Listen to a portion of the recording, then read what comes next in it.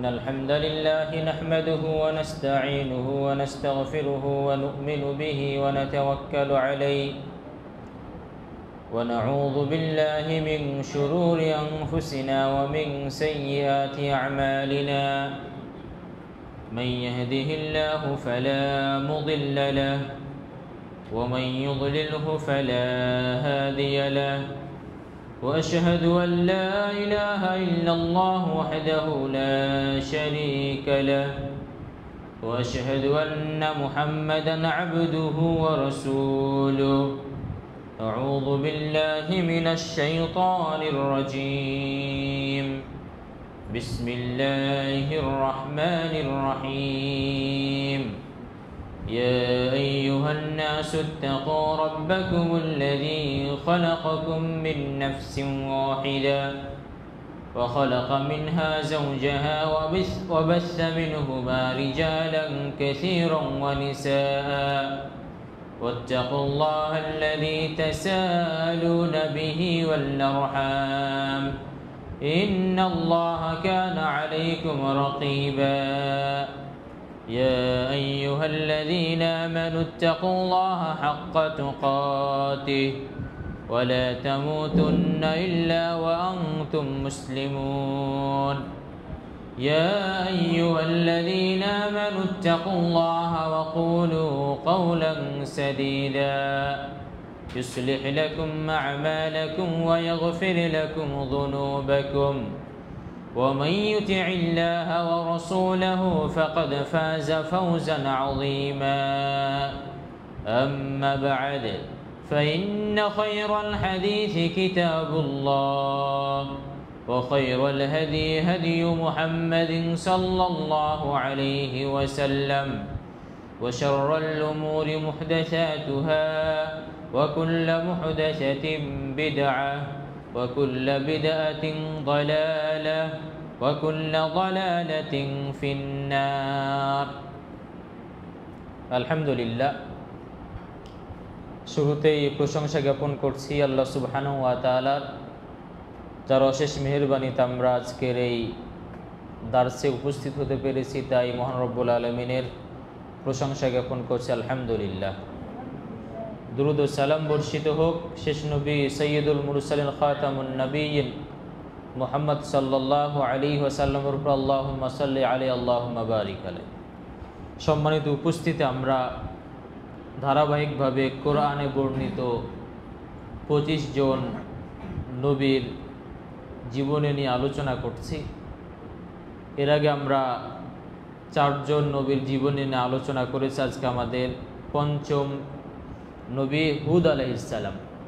তা আমরা আজকে আমাদের আলোচনার বিষয় হলো হুদ আলাইহিস সালাতু ওয়াস সালামের জীবনী। তা আমরা এর আগের পর্বে বলেছিলাম যে হুদ আলাইহিস সালামের আগের নবী ছিলেন নূহ আলাইহিস সালাতু ওয়াস সালাম। তো তাদের অবাধ্যতার কারণে, তাদের শিরকের কারণে, তারাই সর্বপ্রথম শিরক চালু করেছিল জমিনে। তো তাদের শিরক, অবাধ্যতা, অহংকার এসবের কারণে আল্লাহ তাআলা তাদের ধ্বংস করে দেন প্লাবন বা বন্যার মাধ্যমে। এবং ওই সময়ে পৃথিবীতে নূহ আলাইহিস সালামের গুটি কয়েক অনুসারী ছাড়া আর পৃথিবীতে কোনো কাফের বা কোনো মানুষ ছিল না। যে কয়েকজন ছিল তারা মূলত সবাই মুসলিম হিসাবেই ছিল। তো যখন নূহ আলাইহিস সালাম এবং তার অনুসারীরা যখন বেঁচে গেলেন বন্যা থেকে বা প্লাবন থেকে, তো তারা একটা লম্বা সময় পর্যন্ত তাওহীদের ওপরে ছিলেন, তারা ঈমানের ওপরে ছিলেন। তাদের ভিতরে কোনো পাপ ছিল না, তাদের ভিতরে কোনো শিরক ছিল না, তাদের ভিতরে কোনো বিদআত ছিল না। মানে সবাই একেবারে একনিষ্ঠ খালেস আল্লাহ তাআলার বান্দা হিসাবে তারা জীবনযাপন করছিলেন। তো একটা লম্বা সময় অতিবাহিত হয় যখন আর এই পৃথিবীর বুকে কোনো কাফের ছিল না, কোনো অমুসলিম ছিল না, বা কোনো ধরনের অন্যায় ছিল না। তো এভাবে যখন একটা লম্বা সময় পার হলো, তখন সবাই নূহ আলাইহিস সালামের যে প্লাবনের কথা, বন্যার কথা সবাই ভুলে গেল। মানে আস্তে আস্তে শয়তান তাদের ভিতর থেকে সেই কাহিনী দূর করে দিল। এবং আল্লাহ তাআলা মানে তাদের ভিতরে অনেক সুখ দিলেন, অনেক শান্তি দিলেন, তাদের অনেক শারীরিকভাবে অনেক তাদের ক্ষমতা দিলেন। এবং বলা হয় যে এই সময় প্রচুর পরিমাণের শস্য আবাদ হতো প্রচুর পরিমাণের গবাদি পশু পালন করা হতো এবং চারিদিক থেকে নিয়ামত আর নিয়ামত ছিল। তো মানুষের চরিত্র হলো বা স্বভাব হলো, যখন মানুষ নিয়ামতে ডুবে যায়, যখন নিয়ামত পায়, তখন আল্লাহকে আস্তে আস্তে ভুলে যায়। এটা মানুষের একটা মানে সাধারণ বৈশিষ্ট্য। তো এমনটাই তাদের মাঝে ঘটলো যে যখন তারা নিয়ামতে ডুবে গেল, আল্লাহ যখন অফুরন্ত নিয়ামত দিলেন, তখন তারা আস্তে আস্তে আল্লাহ তাআলাকে ভুলতে শুরু করলো। এবং তারা যে শিরক ছিল না যেই সময়, আবার নতুন করে শিরক চালু হলো। তো এই যে আমরা বললাম যে একটা লম্বা সময় একটা গেল, বা এখানে বলা হচ্ছে যে নূহ আলাইহিস সালামের পরবর্তীতে হুদ আলাইহিস সালাম ছিলেন সপ্তম অথবা তার অষ্টম মানে নিম্নতম সন্তান, মানে এভাবে 7টা অটোমেটিক মানে আপনার এই স্তর পার হয়েছিল। তো 7টা প্রজন্ম আমরা বলতে পারি যে নূহ আলাইহিস সালামের পরবর্তীতে হচ্ছে হুদ আলাইহিস সালাম হলেন নূহ আলাইহিস সালামের সন্তান 7 প্রজন্মের অথবা 6 প্রজন্মের। তো এর মাঝে অনেকগুলো ভালো মানুষ এসেছিল, অনেক ভালো বান্দা এসেছিল, অনেক তাকওয়াশীল মানুষ এসেছিল। তো যখন একটা লম্বা সময় গেল, শয়তান আবার সেই হুদ আলাইহিস সালামের জাতির মাঝে আসলো। আবার যেভাবে নূহ আলাইহিস সালামের ভিতরে শিরক চালু হয়েছিল, যেভাবে শয়তান বলেছিল যে তোমাদের ভিতরে যারা ইয়াগুস ইয়াউক বা নাসর যারা ভালো বান্দা ছিল, তাদের তোমরা মূর্তি বানাও, তাহলে তাদের কথা তোমাদের স্মরণে হবে। তখন যখন লম্বা একটা সময় যখন পার হলো, শয়তান আবার তাদের মাঝে আসলো, আবার বলল যে তোমাদের ভিতরে অনেক তো ভালো মানুষ ছিল, অনেক মুত্তাকি ছিল, যে তোমরা এখন পাপে জড়িয়ে যাচ্ছ, অন্যায়ে জড়াচ্ছ, বিভিন্ন খারাপ কাজ করছো। এখন তোমরা এই যদি খারাপ কাজ থেকে বাঁচতে চাও, যদি আবার তুমি ভালোর দিকে আসতে চাও, তবে তোমরা আবার তোমাদের যারা পূর্বপুরুষ ভালো যারা ছিল তাদের তোমরা মূর্তি বানাও, তাদের প্রতিমা বানাও। তাহলে হবে কি যে তাদের কথা স্মরণ হবে, এবং যখন স্মরণ হবে তাদের কথা, তখন তোমরা অবশ্যই পাপ কাজ থেকে বিরত থাকতে পারবে এবং তাদের মতো তোমরা ভালো বান্দা হতে পারবে। আবার সেই শয়তানের কথা আবার তারা প্রলুব্ধ হলো, আবার তখন তারা তাদের ওই মূর্তি তৈরি করলো বা প্রতিমা তৈরি করলো। উদ্দেশ্য কিন্তু ভালো ছিল যে মানে এদেরকে দেখলে আমাদের আল্লাহর কথা স্মরণ হবে।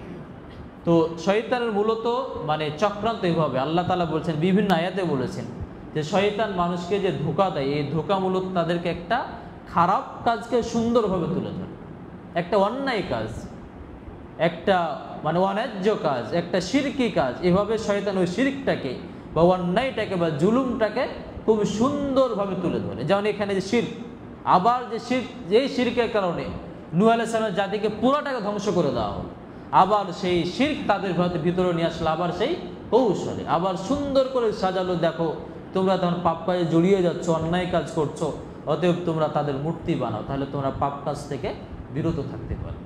তো এভাবে শয়তান আমাদের ভিতরে মানে মানে এই খারাপ কাজগুলোকে, অন্যায় কাজগুলোকে আমাদের কাছে সুশোভিত করে তোলে। যেমন আল্লাহ তাআলা বলছেন যে শয়তান তোমাদের কাছে আসে দারিদ্রতার ভয় নিয়ে, মানে আপনি দান করবেন, একটা সুন্দর যুক্তি দিবে যে এত দান করলে কীভাবে চলবে, তোমার সংসার তো আছে, তোমার বাচ্চা কাচ্চা আছে, তোমার ভবিষ্যৎ আছে, কিছু জমিয়ে রাখো। যদি কথার কথা কে ইবাদত করে, ভালো ইবাদত করে, এখন পাপে জড়াতে পারে না, তখন শয়তান তাকে বলবে যে অনেক ইবাদত করছে, তোমার জীবনে একটু আনন্দের প্রয়োজন আছে, একটু ফুর্তির প্রয়োজন আছে, তুমি একটু বৈধ কাজে জড়িত হও। এই যে একটা মানে মানে শয়তান মূলত বিভিন্ন উপায়ে বিভিন্ন রূপে মানুষের কাছে এসে থাকে। তো এভাবে শয়তান তাদেরকে আবার পরামর্শ দিল যে তোমরা আবার মূর্তি বানাও, প্রতিমা বানাও, তবে তাদের কথা আবার তোমাদের স্মরণ হবে। যেভাবে দেখা গেল যে এই হুদ আলাইহিস সালামের জাতি একে তো বিভিন্ন অপকর্ম করছে, অন্যায় করছে, পাপ কাজ করছে এবং জুলুম করছে অন্যের উপরে, এবং এর সাথে আবার যুক্ত হলো যে তারা শিরকে জড়িয়ে পড়লো, তারা আবার সেই শিরকে তারা মানে আবার নিমজ্জিত হলো। এমন বলা হচ্ছে যে তাদের ভিতরে, যেমন আল্লাহ তাআলা বিভিন্ন জায়গায় বলেছেন যে তাদের আল্লাহ তাআলা অনেক মানে ঝর্ণা দিয়েছিলেন, তাদের অনেক ক্ষেত দিয়েছিলেন, এবং তারা অনেক বড় বড় তারা বিল্ডিং ওই সময় বানাতো। আমরা হয়তো এখন ভাবছি হয়তো যে আমরা হয়তো আধুনিক যুগে অনেক বড় বড় বিল্ডিং বানাতো, আমাদের ক্ষমতা এটা অনেক বেশি, কিন্তু ওই সময় কি বলা হয় যে একদম বড় বড় পাথর যে পাহাড় ছিল, এই পাহাড়গুলোকে তারা কেটে কেটে বিরাট তারা অট্টালিকা বানাতো। তো এভাবে যখন চলছিল, তখন আল্লাহ তাআলা দেখলেন যে এদেরকে আবার মানে ভালোর দিকে নিয়ে আসতে হবে, এদেরকে আবার শিরক থেকে ফিরিয়ে আনতে হবে। তখন আল্লাহ তাআলা আবার হুদ আলাইহিস সালামকে তাদের মাঝে পাঠালেন নূহ আলাইহিস সালামের পরে। মোটামুটি বলতে পারি আমরা কয়েকশো বছর পরে হুদ আলাইহিস সালাম আসলেন তার জাতির মাঝে। তো হুদ আলাইহিস সালাম আমরা সবাই জানি যে প্রত্যেক নবীর দাওয়াত ছিল তাওহীদের দাওয়াত। সবাই দাওয়াত দিয়েছিলেন তোমরা আল্লাহর ইবাদত করো, সবাই দাওয়াত দিয়েছিলেন তোমরা শিরক পরিহার করো, সবাই দাওয়াত দিয়েছিলেন তোমরা তাগুতকে বর্জন করো।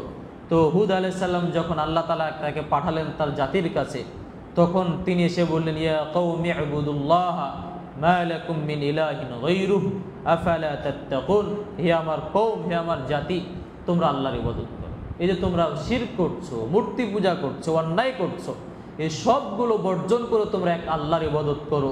মা লাকুম মিন ইলাহিন গায়রুহু, আল্লাহ ছাড়া তোমাদের সত্যি কোনো মাবুদ নাই, তোমাদের একমাত্র ইবাদত করার যোগ্য, তোমাদের একমাত্র মানে যাবতীয় খুশু বা যত ইবাদত আছে এর একমাত্র ইবাদত পাওয়ার হচ্ছে যোগ্য আল্লাহ তাআলা। তোমরা আল্লাহ তাআলার ইবাদত করো এবং শিরককে পরিহার করো।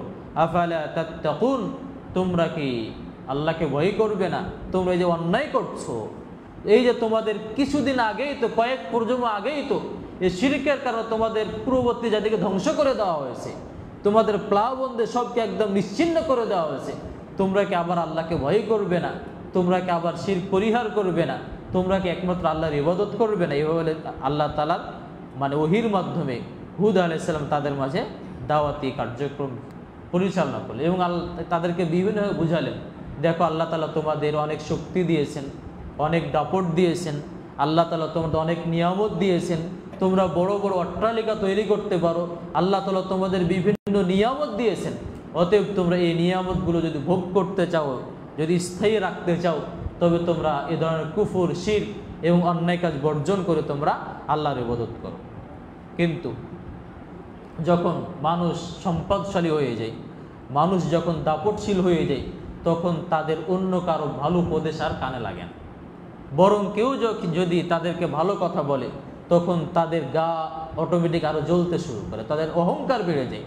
তো একই অবস্থা হলো হুদ আলাইহিস সালামের জাতির মাঝে। যখন হুদ আলাইহিস সালাম তাদের মাঝে দাওয়াত দিলেন, তখন তারা বলল, ক্বালাল মালাউল্লাযীনা কাফারু মিন কওমিহি, তখন তার জাতির লোকেরা বলল যে ইন্না লানারাকা ফি সাফাহা, আমি তো দেখি তুমি একজন নির্বোধ মানুষ, তুমি কিসের দাওয়াত দাও এখন? আমরা তো অনেক নিয়ামতের ভিতরে আছি, আমরা তো অনেক স্বাচ্ছন্দ্যের সাথে জীবনযাপন করছি, আমরা তো মূর্তি পূজা করছি আমাদের পূর্ববর্তী জাতিদের স্মরণ করার জন্য, তুমি তো নির্বোধের মতো কাজ করছো আমাদের সাথে, তোমরা কিসের দাওয়াত দিচ্ছ?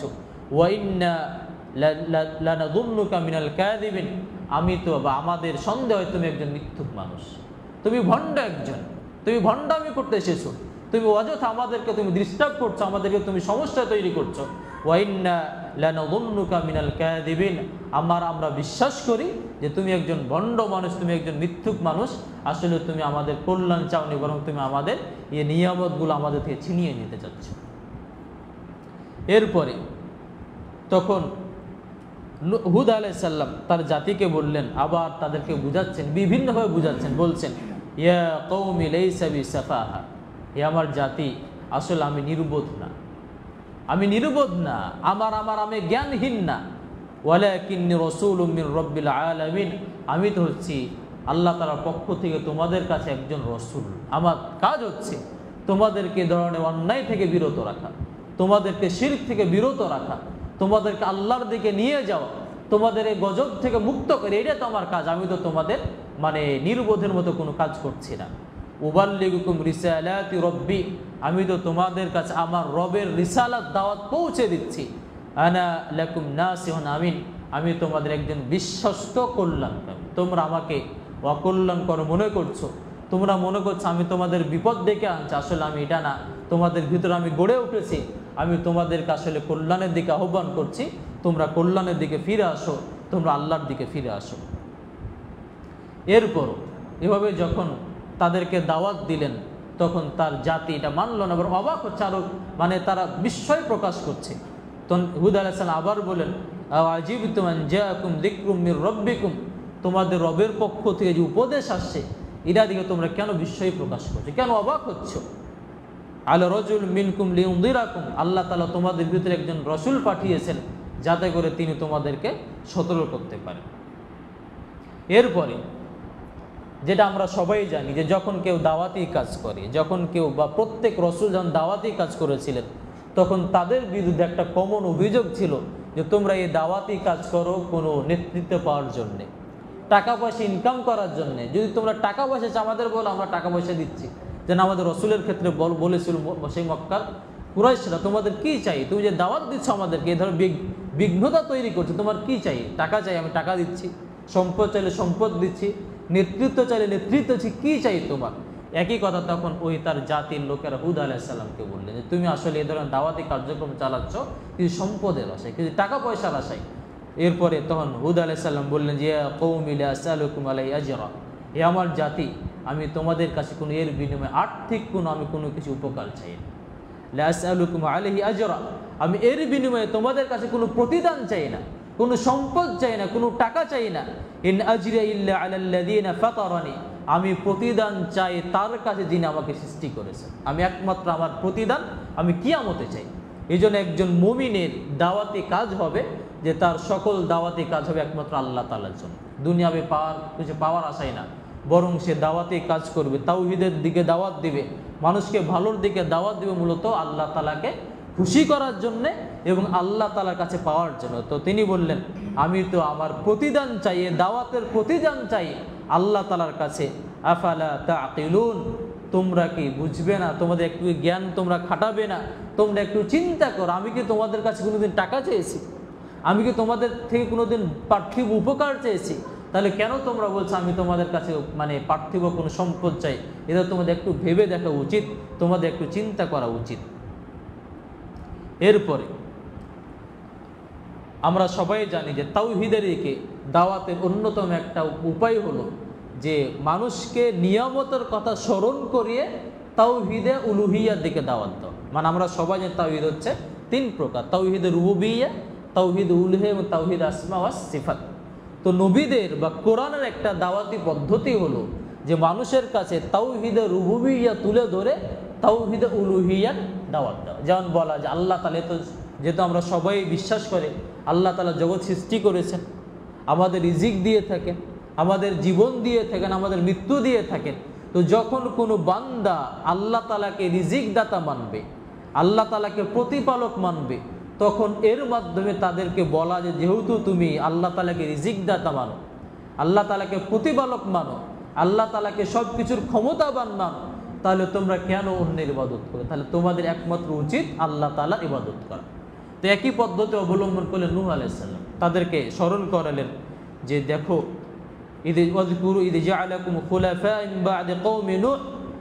হুদ আলাইহিস সালাম বললেন দেখো আল্লাহ তাআলা তোমাদেরকে নূহ আলাইহিস সালামের পরই স্থলাভিষিক্ত করেছে।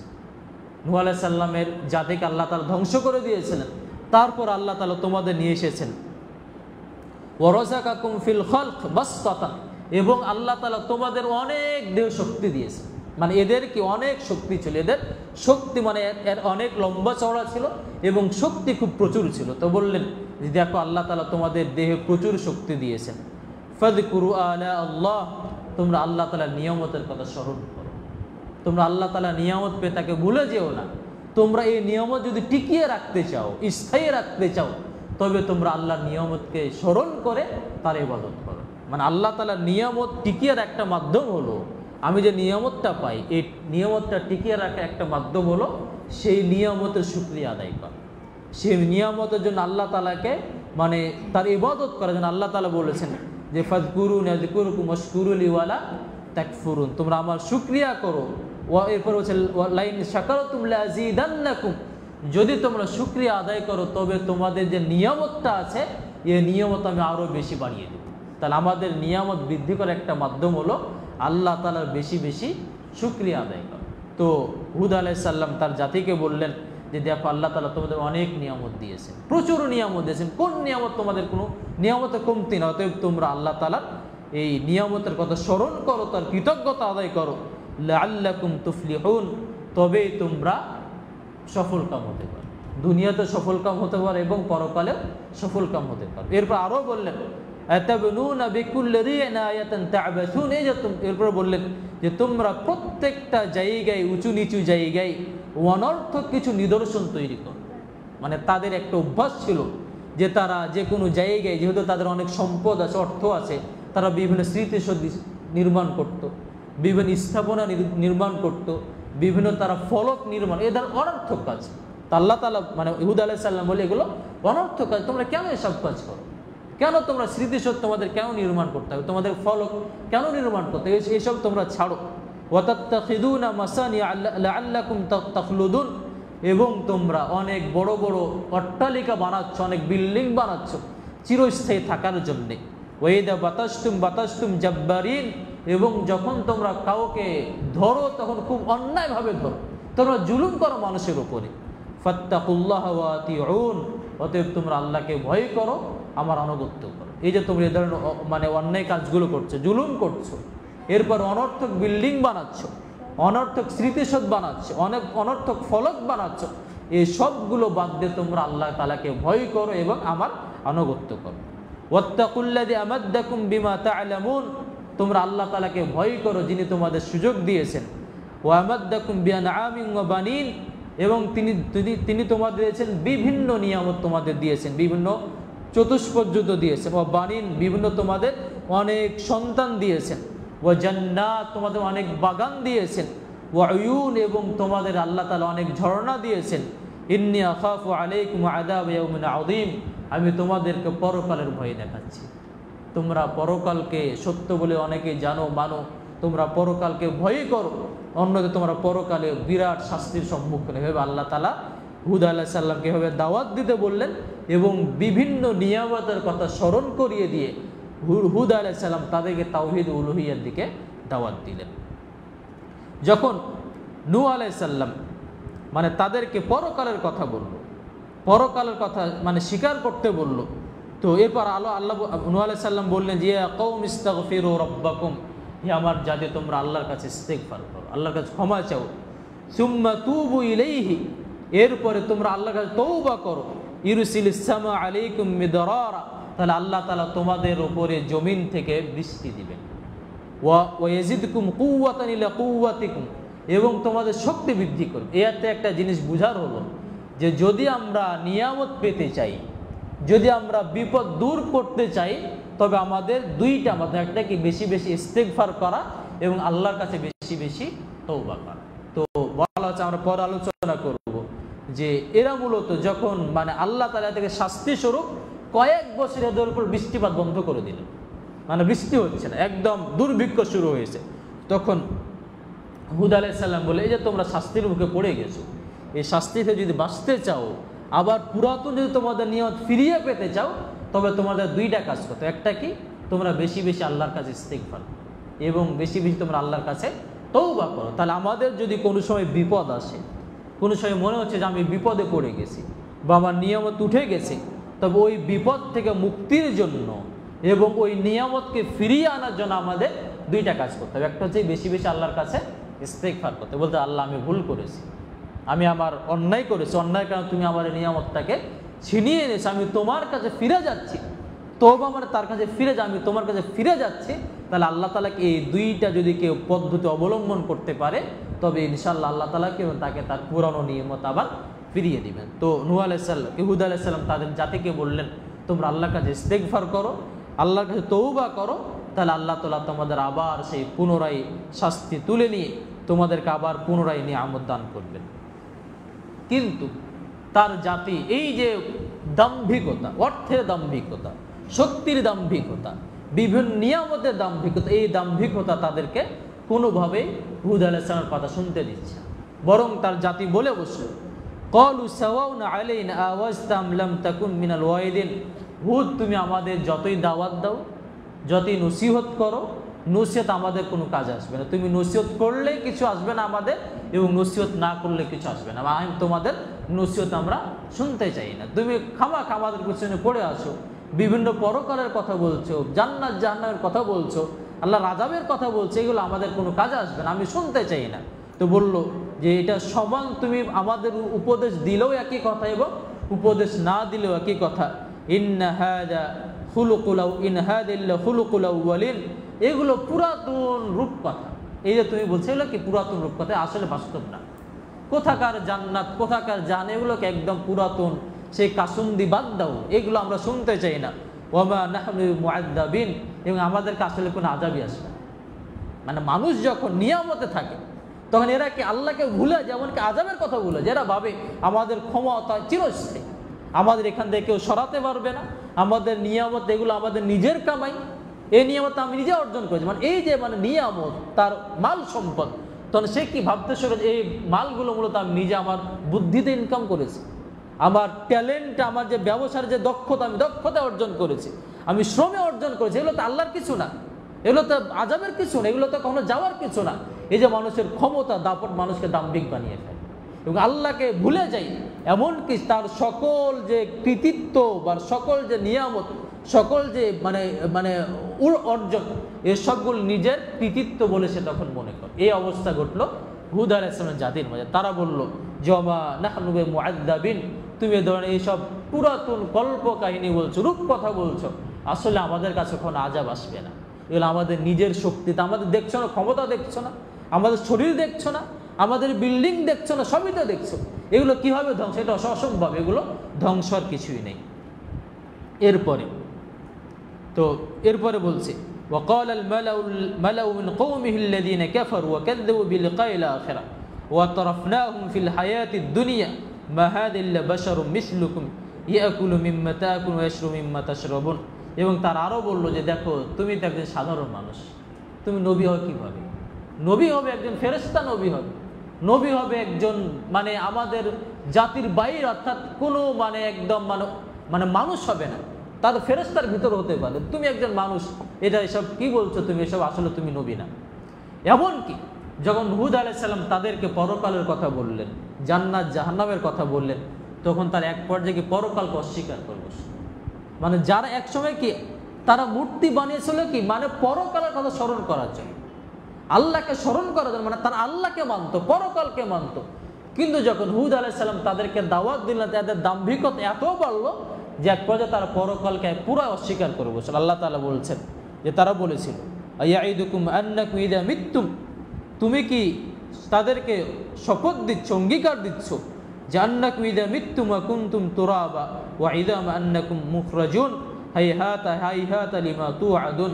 তারা বলল তুমি কি বলছো আমাদেরকে আবার আমাদের জীবিত করা হবে, মরে গেলে যখন আমরা পচে যাবো আবার জীবিত করা হবে, হাইহাতা হাইহাতা ইল্লা হায়াতুনাদ দুনিয়া, এ তো দুনিয়ার জীবনই শেষ জীবন, নামুতু ওয়া নাহয়া, আমরা এখানে বাঁচবো, এখানে মরবো, পরকাল বলতে কিছুই নেই, ওয়া মা নাহনু বিমাবউসিন, আর আমাদের পরকাল আমাদের কোনো পুনরুত্থান হবে না, আমাদের আবার জীবিত করা হবে না।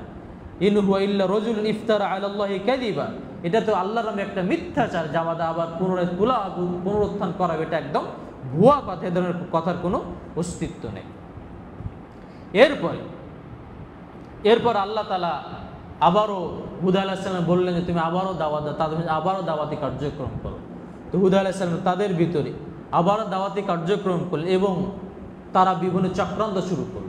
তখন হুদ আলাইহিস সালাম বললেন ফাকিদুনি জামিআন সুম্মা লা তুনদারুন, দেখো তোমরা যতই চক্রান্ত করো আমি আমার দাওয়াত থেকে সরব না, আমি তোমাদেরকে দাওয়াত দিয়েই যাব।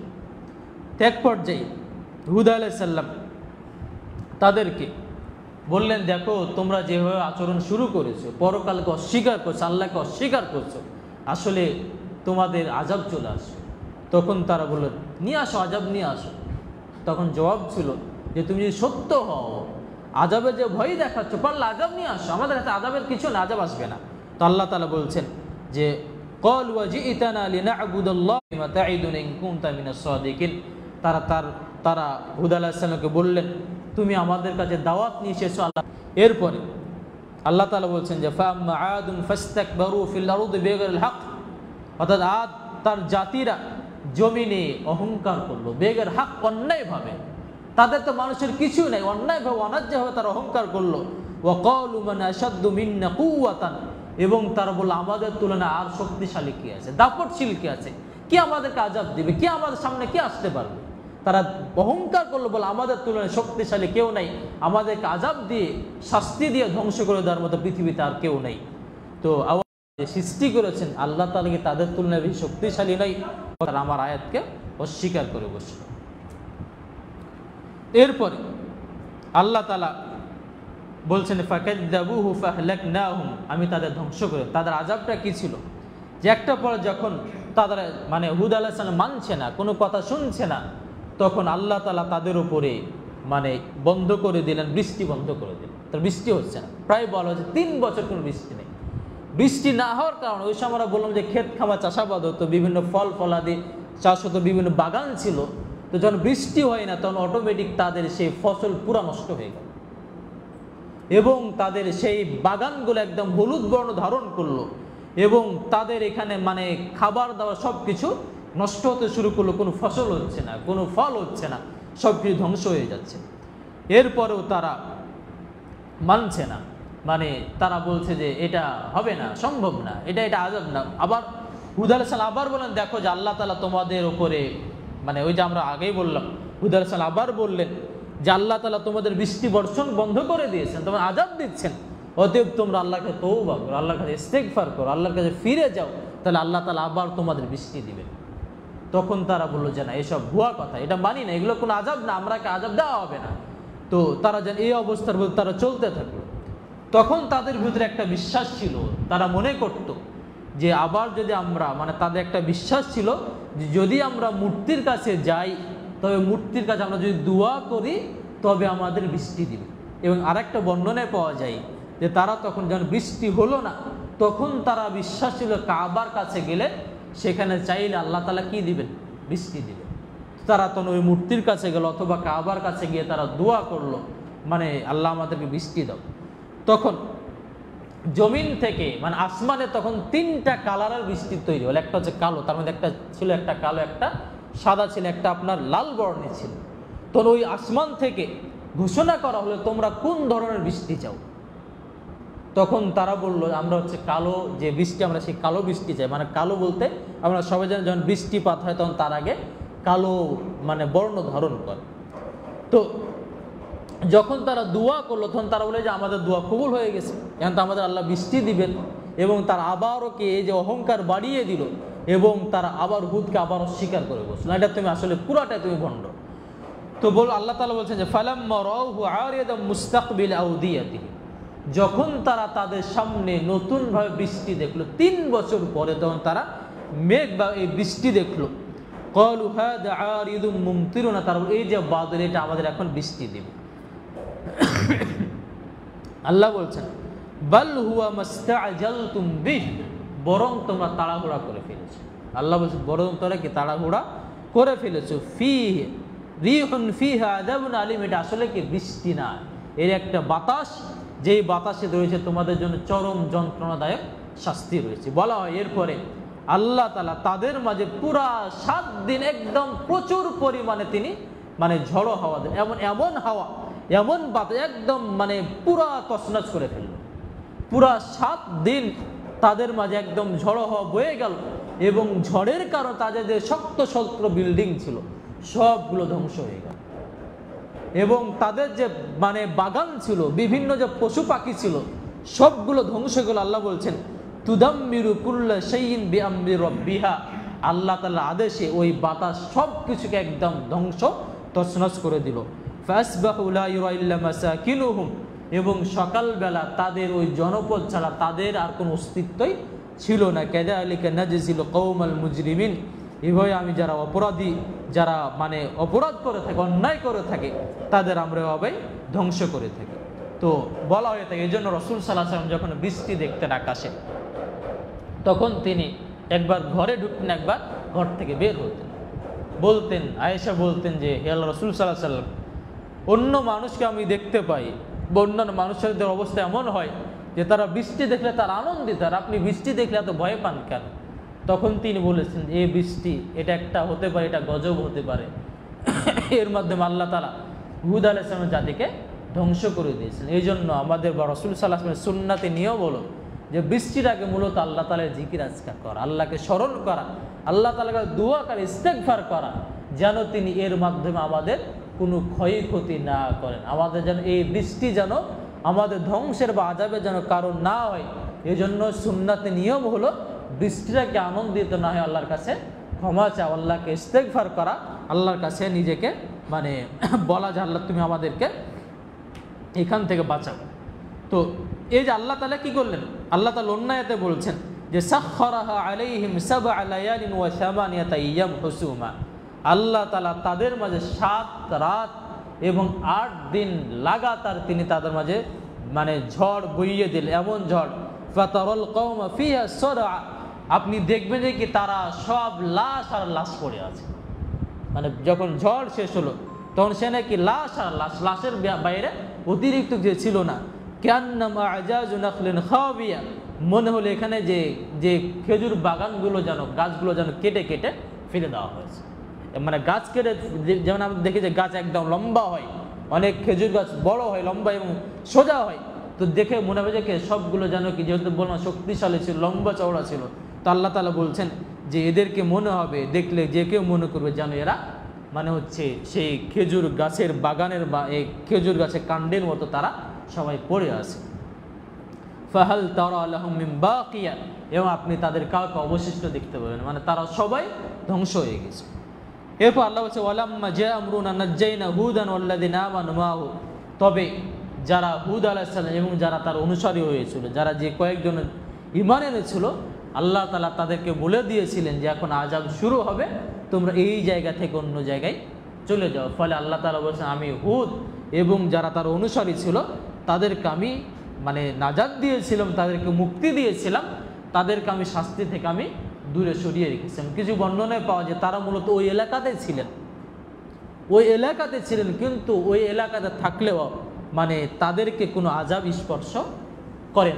যা হোক, তারা ওই এলাকায় থাকুক বা বাইরে চলে যাক, যেখানে যাক না কেন, আল্লাহ তাদেরকে কী করেছেন, সেই আযাব থেকে রক্ষা করেছিলেন। তো এই ছিল মোটামুটি হুদ আলাইহিস সালামের সংক্ষিপ্ত কাহিনী। তো এখান থেকে আমরা যেটা বুঝতে পারলাম যে এই যে আমাদের প্রথম আজকের যেটা মানে উপকারিতা ফায়দা, সেটা হচ্ছে যে শয়তান আমাদেরকে বিভিন্নভাবে মানে ধোঁকায় ফেলে, আমাদের কাছে অন্যায়গুলো, আমাদের কাছে পাপগুলো সুন্দর করে তুলে ধরে এবং বলে এটা ভালো কাজ, মানে ভালো কাজের মূলকে আমাদের কাছে অন্যায়গুলো তুলে ধরে আমাদেরকে ওই অন্যায়ে জড়িয়ে দেয়। যেমনভাবে আমরা দেখলাম হুদের ক্ষেত্রে, হুদ আলাইহিস সালামের জাতির ক্ষেত্রে একইভাবে শিরকের মানে চর্চা হয়েছিল, এবং নূহ আলাইহিস সালামের ক্ষেত্রে একইভাবে শিরকের চর্চা হয়েছিল। এখান থেকে আরেকটা জিনিস আমাদের বুঝলাম যে মানুষের যখন সম্পদ হয়, যখন নিয়ামতে থাকে, তখন তার আল্লাহ তাআলাকে ভুলে যায়। অতএব যারা প্রকৃত মুমিন, যারা প্রকৃত ঈমানদার, তারা আল্লাহর নিয়ামত পাওয়ার পর আল্লাহ তাআলাকে ভুলে না, বরং তারা আল্লাহ তাআলা আরও বেশি কৃতজ্ঞতা আদায় করে, আল্লাহ তাআলা আরও বেশি শুকরিয়া আদায় করে এবং বলে আল্লাহ রাব্বুল আলামিন, তুমি আমাদেরকে যে নিয়ামত দিয়েছো এই নিয়ামত ছিনিয়ে নিও না, বরং তুমি আমাদেরকে এই নিয়ামতের মাঝেই রাখো। এখান থেকে আরেকটা জিনিস আমাদের বুঝার আছে যে আমরা যদি অন্যায় করি, যদি আমরা মানে পরকালকে অস্বীকার করি, বা যদি আমরা নবীদের দাওয়াত বা ইসলামে যে দিন দাওয়াত এরা যদি আমরা অস্বীকার করি, যদি অহংকার যদি আমরা প্রকাশ করি, তবে আল্লাহ তাআলা আমাদের নিশ্চিহ্ন করে দিবেন এবং আল্লাহ তাআলা আমাদের ধ্বংস করে দিবেন। আল্লাহর কাছে আমরা আশা করি, আল্লাহর কাছে দোয়া করি, আল্লাহ যেন আমাদেরকে এই ভালোভাবে বিষয়গুলো বুঝার এবং সে অনুযায়ী আমল করার, এবং যারা ধ্বংসপ্রাপ্ত হয়ে গেছে তাদের অন্তর্ভুক্ত যেন না করেন, আল্লাহ আমাদের সেই তৌফিক দান করেন। আমিন। সুবহানাকা আল্লাহুম্মা ওয়া বিহামদিকা আশহাদু আল্লা ইলাহা ইল্লা আনতা আস্তাগফিরুকা ওয়া আতুবু ইলাইক। আসসালামু আলাইকুম ওয়া রাহমাতুল্লাহি ওয়া বারাকাতুহু।